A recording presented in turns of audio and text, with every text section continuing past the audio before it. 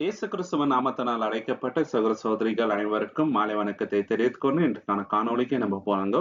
இன்றைக்கு நம்ம பார்க்க போகின்ற தலைப்பு என்னன்னு பாத்தீங்கன்னாக்கா, சங்கீதம் அத்தியாயம் 15 இருந்து 9 வாழ்க்கை பாடங்கள், 9 life lessons from Sam chapter 15. தொடர்ச்சியா சங்கீதம் புஸ்தகத்தில் இருக்கின்ற ஒவ்வொரு அதிகாரத்திலும் தேவன் நமக்கு கொடுத்திருக்கின்ற வாழ்க்கை பாடங்களை பார்த்துட்டு வரோங்க. இதுல வெறும் துதி பாடல்கள் மட்டுமே இல்லைங்க, நமக்கு மனசுக்கு ஆறுதலா இருக்கின்ற வசனங்கள் மட்டுமே இதுல இல்ல. ஏன்னா ஏராளமான கிறிஸ்தவர்களுக்கு சங்கீதம் என்றது ரொம்ப ஃபேவரட்டான புஸ்தகங்கோ. இதுல இருக்கிற நிறைய அதிகாரங்கள் மனப்பாடமா சொல்லுவாங்க, ஏன்னா அந்த அளவுக்கு ஒரு ஃபேவரட் இல்லைங்களா. ஆனா தேவன் இதுல நமக்கு ஏராளமான வாழ்க்கை பாடங்களை வைத்திருக்கின்றார், ஒரு கிறிஸ்தவர் எப்படி இருக்கணும் அப்படின்றதுக்கு.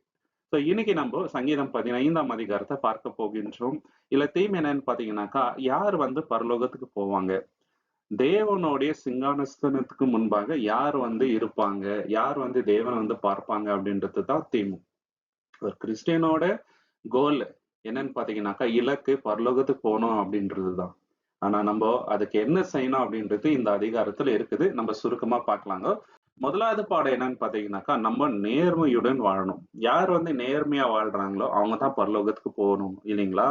எல்லா விஷயத்திலயும் நேர்மை இருக்கணுங்க. சிறிய விஷயத்துல கூட நம்ம உண்மையா இருக்கணும்ட்டு தான் தேவன் எதிர்பார்க்கின்றார். ஏன்னா தேவன் உண்மையுள்ளவரா இருக்கிறார். சங்கீதம் 15ஆம் அதிகாரம் 2வது வசனம், சாம் சாப்டர் 15:2. உத்தமனாய் நடந்து நீதியை நடப்பித்து மனதார சத்தியத்தை பேசுகிறவன் தானே. பாத்தீங்களா, அந்த பாயிண்ட் எடுத்துக்கலாங்க. உத்தமனாய் நடக்கிறவர், நேர்மையா நடக்கிறவங்க, அவங்கதான் பரலோகத்துக்கு போகணும் அப்படின்ட்டு தேவன் நம்ம கிட்ட நேர்மையை தான் எதிர்பார்க்கிறாருங்க. எல்லா விஷயத்திலயும், வேலை செய்யற விஷயத்திலயும் சரி, வீட்லயும் சரி, நம்மளுடைய ரிலேஷன்ஷிப்லயும் சரி, எல்லா விஷயத்திலயும் ரொம்ப ரொம்ப நேர்மையா இருக்கணுங்க. மனதார நம்ம உண்மை பேசணும். தேவன் இருள் இருக்கிற விஷயம் கூட அவருக்கு நல்லாவே தெரியும். யாருக்கு தெரியலன்னா கூட தேவனுக்கு நம்ம எப்படி இருக்கிறோம்ட்டு தெரியும். சோ இந்த விஷயத்துல நம்ம மாற வேண்டியது அவசியமா இருக்குது இல்லைங்களா. சோ டாக்ஸ் கட்டுறோமா கரெக்டா, கவர்மெண்ட்க்கு உண்மையா இருக்கிறோமா, எல்லா விஷயத்துலயும் சரிங்க. நேர்மை ரொம்ப ரொம்ப இம்பார்ட்டன்ட். பரலோகம். ரெண்டாவது விஷயம் என்னன்னு பாத்தீங்கன்னாக்கா, நம்ம ஆனஸ்டா இருக்கணும், நேர்மையா இருக்கணும். எந்தெந்த விஷயத்துல நம்ம பேசுற விஷயத்துலயும் சரி, நம்ம நடந்துக்கிற விதத்துலயும் சரி, ரெண்டுத்துலயுமே ஆனஸ்டி ரொம்ப ரொம்ப இம்பார்ட்டன்ட் இல்லைங்களா. பேசுறது ஒண்ணு, செய்யறது ஒண்ணா இருக்கக்கூடாதுங்க. பொலிட்டிஷியன்ஸ் மாதிரி இல்லையா. நம்ம யாருக்காவது கமிட்மெண்ட் கொடுத்தோம்னு வச்சுங்களேன், இந்த டைமுக்கு வரேன் இதை செய்யறேன் அப்படின்னாக்கா நம்ம செய்யணுங்க. அப்பதான் நம்மளுடைய பேச்சுல ஒரு சுத்தம் இருக்கும்.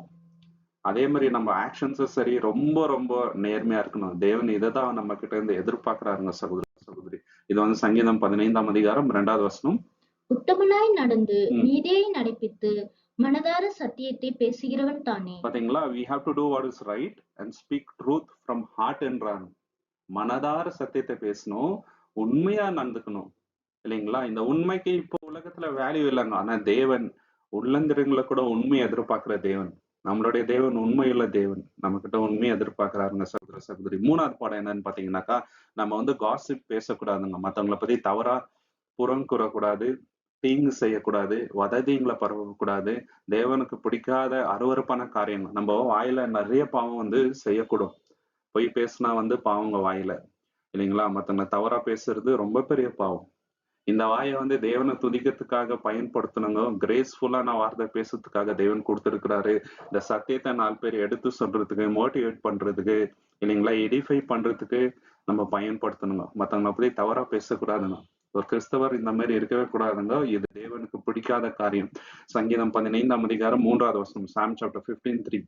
அவன் தன் நாவினால் புறம் கூறாமலும் தன் தோழனுக்கு தீங்கு செய்யாமலும் தன் அயலான் மேல் சொல்லப்படும் நிந்தையான பேச்சை எடுக்காமலும் இருக்கிறான். பாத்தீங்களா, நாவினால் பழி சொல்லாமலும், மத்தவங்களை பத்தி தவறா பேசக்கூடாது இல்லைங்களா. எதா இருந்தாலும் இப்போ அவங்க தவறு செய்தா கூட நம்ம டைரக்டா அவங்க கிட்ட போய் சொன்னமே தவிர பின்னாடி நெகட்டிவா பேசக்கூடாது. இது தேவனுக்கு பிடிக்காத காரியம். ஏன் இது ரொம்ப இம்பார்ட்டன்ட் அப்படின்னாக்கா, சில விஷயங்களை தேவன் இந்த அதிகாரத்துல செய்யன்றாரு, சில விஷயத்த செய்யக்கூடாது அப்படின்றாரு. ஏன்னா இப்படி இருந்தா மட்டும்தான் பரலோகத்துக்கு போக முடியும்.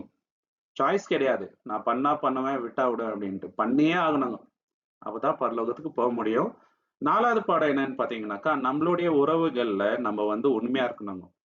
ஹஸ்பண்ட் அண்ட் ஒய்ஃப் இருக்கிறோம், நம்ம கல்யாணம் பண்ணியிருக்கிறோம்னாக்கா, ஒய்ஃப் ஹஸ்பண்டுக்கு உண்மையா இருக்கணும், ஹஸ்பண்ட் ஒய்ஃப்க்கு ரொம்ப ரொம்ப உண்மையா இருக்கணும் இல்லைங்களா.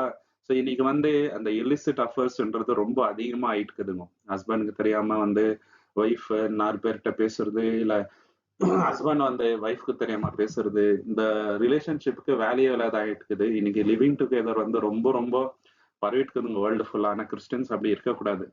உறவுகளுக்கு தேவன் ரொம்ப ரொம்ப முக்கியத்துவம் கொடுக்குறாருங்க. இல்லைங்களா? ஆனரபிளா இருக்கணும் ஒரு உறவு. பேரண்ட்ஸ் கிட்ட கூட நம்ம உண்மையா இருக்கணுங்க. எந்த ரிலேஷன்ஷிப்லயும் தேவன் வந்து உண்மையா தான் எதிர்பார்க்கிறார். சங்கீதம் 15ஆம் அதிகாரம் 3வது வசனம், சாம் 15:3. அவன் தன் நாவினால் புறங்கூறாமலும் தன் தோழனுக்கு தீங்கு செய்யாமலும் தன் அயலான் மேல் சொல்லப்படும் நிந்தையான பேச்சை எடுக்காமலும் இருக்கிறான். பாத்தீங்களா? தோழனுக்கு தீங்கு செய்யாமலும். யாராவது தவறா சொன்னா கூட வந்து, இப்போ நம்ம ஒய்ஃப் பத்தி யாராவது நம்ம கிட்ட தப்பா சொல்றாங்க, இல்ல ஹஸ்பண்ட் பத்தி தப்பா சொல்றாங்கனாக்கா தீர விசாரிக்கணுங்க. உடனே வந்து ஆமா அப்படித்தான் எடுத்துக்க கூடாது. இல்லைங்களா? நமக்கு அந்த ட்ரஸ்ட் இருக்கணும். எந்த ஒரு ரிலேஷன்ஷிப்லயும் சரிங்க, ட்ரஸ்ட் இல்லைன்னா அந்த ரிலேஷன்ஷிப் வந்து ரொம்ப நாள் வந்து ஒண்ணா இருக்க முடியாது. ட்ரஸ்ட்ன்றது தான் ரொம்ப ரொம்ப இம்பார்ட்டன்ட். ஸோ நம்ம வந்து உண்மையா இருக்கணுங்க. மனதளவுல கூட நம்ம வந்து துரோகம் நினைக்க கூடாது. இதுதான் தேவன் நம்ம கிட்ட எதிர்பார்க்கிறது. 5வது விஷயம் என்னன்னு பாத்தீங்கன்னாக்கா, யாரெல்லாம் வந்து தேவனுக்கு பயப்படுறாங்களோ அவங்கள வந்து நம்ம மகிமைப்படுத்தணும். சரிங்களா? ஒரு ஊழியக்காரர் இருக்கிறாரு, நம்ம மூப்பர் இருக்கிறாரு, சபையில வந்து சத்தியத்தின் வழியில நடக்கிறவங்க யாரு உண்மையா அப்படின்ட்டு நமக்கு நல்லாவே தெரியுங்க. கடவுள் பயம் இருக்கிறவங்கள்ட்ட நம்ம வந்து ரொம்ப ரொம்ப மரியாதையா நடந்துக்கணும். அவங்கள வந்து ஆனர் பண்ணணுன்றது தான் தேவன் நம்ம கிட்ட விஷயங்க. சங்கீதம் 15ஆம் அதிகாரம் 4வது வசனத்துல பார்க்கலாம். சாம் சாப்டர் 15:4. ஆகாதவன் அவன் பார்வைக்கு தீர்ப்பானவன் கர்த்தருக்கு பயந்தவர்களையோ கனம் பண்ணுகிறான். ஆணையிட்டதில் தனக்கு நஷ்டம் வந்தாலும் தவறாது இருக்கிறான். பாத்தீங்களா? கர்த்தருக்கு பயப்படுறவங்களுக்கு என்ன பண்றாருங்க? மரியாதை செலுத்துறாரு. மரியாதையா நம்ம செலுத்தணுங்க. இன்னொரு வசனம் கூட இருக்குதுங்க. அது என்னன்னாக்கா, ஊழியம் செய்யறவங்களுக்கு ரெட்டிப்பான மரியாதை கொடுக்கணும்ட்டு இருக்குதுங்க. பழைய ஏற்பாடுல நம்ம பார்க்கும்போது தீர்க்கதரிசிங்களுக்கு ரொம்ப மரியாதை கொடுப்பாங்க. புதிய ஏற்பாடுல ஊழியம் செய்யறவங்களுக்கு மரியாதை கொடுப்பாங்க. யாரெல்லாம் வந்து காட்லியான வழியில நடக்கிறாங்களோ அவங்களுக்கு வந்து ஒரு ஆனர் இருந்துச்சுங்க சகோதர சகோதரி. சோ இது ரொம்ப இம்பார்ட்டன்ட். 6வது பாடம் என்னன்னு பாத்தீங்கன்னாக்கா, நம்ம வந்து ஒரு ப்ராமிஸ் பண்ணோம்னு வச்சுங்களேன், சத்தியம் செய்யற ஒரு வாக்குறுதி கொடுத்தோம்னு வச்சுங்களேன், அதுல வந்து நிலை நிற்கணும். நம்மளுக்கு வந்து நஷ்டம் ஆனா கூட அந்த வார்த்தையை வந்து நம்ம காப்பாத்தணும். இதுவும் ரொம்ப ரொம்ப இம்பார்ட்டன்ட். இல்லைங்களா? கொடுத்துட்டு மறந்துடக்கூடாதுங்க சகோதர சகோதரி. சங்கீதம் 15ஆம் அதிகாரம் 4வது வசனம், சாம் சாப்டர் 15:4. ஆகாதவன் அவன் பார்வைக்கு தீர்ப்பானவன் கர்த்தருக்கு பயந்தவர்களையோ கனம் பண்ணுகிறான். ஆணையிட்டதில் தனக்கு நஷ்டம் வந்தாலும் தவறாது இருக்கிறான். பாத்தீங்களா? நஷ்டம் வந்தாலும் அதுல தவறாம இருக்கிறவங்க தான் உண்மை இல்லைங்க. இல்லைங்களா? நம்ம ஒரு வார்த்தை கொடுத்துட்டோம்னு வச்சுங்களேன், எந்த ஒரு நிலை வந்தாலும் அதை வந்து மீறக்கூடாதுங்க சகோதர சகோதரி. அடுத்த படம் என்னன்னு பாத்தீங்கன்னாக்கா, நம்ம வந்து தாராளமா மத்தவங்களுக்கு உதவி செய்யணும், ஜெனரஸா இருக்கணும். அதே சமயத்துல யாரையும் வந்து சுரண்டக்கூடாதுங்க. சுரண்டல் வந்து இந்த உலகத்துல ஜாஸ்தி ஆயிடுச்சுங்க. நம்ம வந்து ஒருத்தருக்கு இறக்க காட்டும் போது அது அட்வான்டேஜா நிறைய பேர் எடுத்துக்கிறாருங்க. காசு வாங்கிட்டு திரும்பி கொடுக்காம, இல்லைங்களா, ஏமாத்துறது, இந்த மாதிரி எல்லாம் நிறைய பேர் இன்னைக்கு உலகத்துல இருக்கிறாங்க. ஆனா நம்ம அப்படி இருக்கக்கூடாது, சுரண்டக்கூடாது யாரையும். ஜெனரஸா எல்லாருக்கும் வந்து ஹெல்ப் பண்ணணும். இதுதான் வந்து நம்ம பார்க்கிறோம். சங்கீதம் 15ஆம் அதிகாரம் 5ல சாம் சாப்டர் 15:5. தன் பணத்தை வட்டிக்கு கொடாமலும் குற்றமில்லாதவனுக்கு விரோதமாய் பரிதானம் வாங்காமலும் இருக்கிறான். இப்படி செய்கிறவன் என்றென்றைக்கும் அசைக்கப்படுவதில்லை. பாத்தீங்களா? பணத்தை வந்து வட்டிக்கு விடக்கூடாது. இதை நம்ம வந்து ஆல்ரெடி ஒரு சப்ஜெக்ட்ல பார்த்தோம். கிறிஸ்தவர்கள் வட்டிக்கு கடன் கொடுக்கலாமா அப்படின்ட்டு. தேவனுக்கு அது பிடிக்காத காரியம். இல்லைங்களா? சுரண்டுறது தேவனுக்கு பிடிக்காது. ஸோ நம்ம வந்து ரொம்ப ரொம்ப உண்மையா இருக்காங்க எல்லா விஷயத்துலயும். பாத்தீங்களா? தேவன் வந்து எல்லா ஆஸ்பெக்ட்ஸ்லயும் அவரை போல நம்ம பெர்ஃபெக்டா இருக்கணும்னு தான் விரும்புறாரு. அப்படி இருந்தாதான் நம்ம வந்து போக முடியுங்க சகோதர சகோதரி. 8வது பாடம் என்னன்னு பாத்தீங்கன்னாக்கா, நம்ம வந்து லஞ்சம் வாங்கக்கூடாதுங்க. அதே சமயத்துல வந்து நீதியை சிதைக்க கூடாது. தேவன் வந்து நம்மள நல்ல நிலையில வைக்கும் போது நம்ம என்ன பண்ணோங்க, எளியவர்களுக்கு துணையாக இருக்கணும், நீதியை வந்து செய்யணுங்க. திக்கற்ற பிள்ளைகளுக்கு வந்து நம்ம துணையா இருக்கணும். இல்லைங்களா? ஹெல்ப்லெஸ் பீப்புளுக்கு வந்து நம்ம ஒரு ஹெல்ப்பா இருக்கணும். தேவன் இதற்காக தான் நம்மள வந்து நல்ல நிலையில வைப்பாரு. நீதியை வந்து என்ன பண்ணக்கூடாதுங்க, சிதைக்க கூடாதுங்க, லஞ்சம் வாங்கக்கூடாது. இது தேவன் நமக்கிட்ட எதிர்பார்க்கிறாருங்க. சங்கீதம் 15ஆம் அதிகாரம் 5வது வசனம், சாம் சாப்டர் 15:5. தன் பணத்தை வட்டிக்கு கொடாமலும் குற்றமில்லாதவனுக்கு விரோதமாய் பரிதானம் வாங்காமலும் இருக்கிறான். இப்படி செய்கிறவன் என்றென்றைக்கும் அசைக்கப்படுவதில்லை. இப்படி செய்யறவங்க தான் அசைக்கப்படுவதில்லை அப்படின்றாருங்க. யாரு? லஞ்சம் வாங்காம இருக்கிறவங்க. இல்லைங்களா? குற்றம் மற்றவனுக்கு எதிராக லஞ்சம் வாங்குறது. இன்னைக்கு கிறிஸ்டியன்னு வாருங்க, ஆனா லஞ்சம் வாங்குற பழக்கம் அவங்க கிட்ட இருக்கணும். இந்த ஒரு பழக்கத்தை உடனே மாத்திக்கவே மாட்டாருங்க. பாக்குறவங்கள என்ன சொல்லுவாங்க, கிறிஸ்டியன்ன்றாரு ஆனா பணத்துக்கு வந்து இப்படி அழியறாங்களே அப்படின்ட்டு சொல்லுவாங்க. அங்க தேவனுடைய நாமத்தான் வந்து தூஷிக்கப்படுதுங்க. இல்லைங்களா? நம்ம எல்லா விஷயத்திலயும் நேர்மையா இருக்கணும், உண்மையா இருக்கணும்னு தான் தேவன் விரும்புகிறார். கடைசி பாடம் என்னன்னு பாத்தீங்கன்னாக்கா, தேவனுடைய வழியில நம்ம வந்து உறுதியா நடக்கணும். எந்த ஒரு பிரச்சனை வந்தாலும், நம்ம தேவனோட வழியில தான் நடக்கணுன்ற அந்த ஒரு உறுதிப்பாடோட நம்ம பேப்டிசம் எடுத்து கடைசி வரைக்கும் தேவனுக்கு வந்து உண்மையா இருக்கணுங்க. இது வந்து சங்கீதம் 15ஆம் அதிகாரம் 5வது வசனம், சாம் சாப்டர் 15:5. தன் பணத்தை வட்டிக்கு கொடாமலும் ம், குற்றமில்லாதவனுக்கு விரோதமாய் ம், பரிதானம் வாங்காமலும் இருக்கிறான். ம். இப்படி செய்கிறவன் என்றென்றைக்கும் அசைக்கப்படுவதில்லை. பாத்தீங்களா? சாத்தான ஏராளமான டெம்ப்டேஷன் நமக்கு வந்து குடுப்பாங்க. ஆனா நம்ம வந்து அசைக்கப்படாம நடப்போம். எப்ப தெரியுங்களா?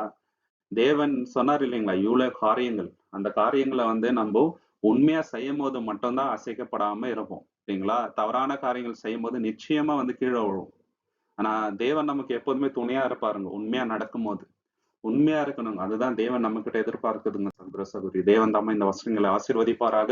உங்களுக்கு இந்த காணொளி பிடிச்சிருந்தா லைக் பண்ணுங்க, ஷேர் பண்ணுங்க, சப்ஸ்கிரைப் பண்ணுங்க. இந்த மாதிரி கேரக்டர்ஸை வந்து நம்ம அதிகமா வளர்த்துக்கணுங்க. ஸோ எந்தெந்த விஷயத்துல குறியா இருக்கிறோமோ அதை வந்து தேவன் கிட்ட இன்னைக்கு ஜெபம் செய்து அவர்கிட்ட பாவ மன்னிப்பு கேட்டு எல்லா விஷயத்திலும் உண்மையா இருக்கும்படி அவர் தாமே நமக்கு பலன் தருவாராக. நீங்கள் கொடுக்கின்ற எல்லா ஆதரவுக்கும் நன்றிகள். Thank you so much. ஆமென்.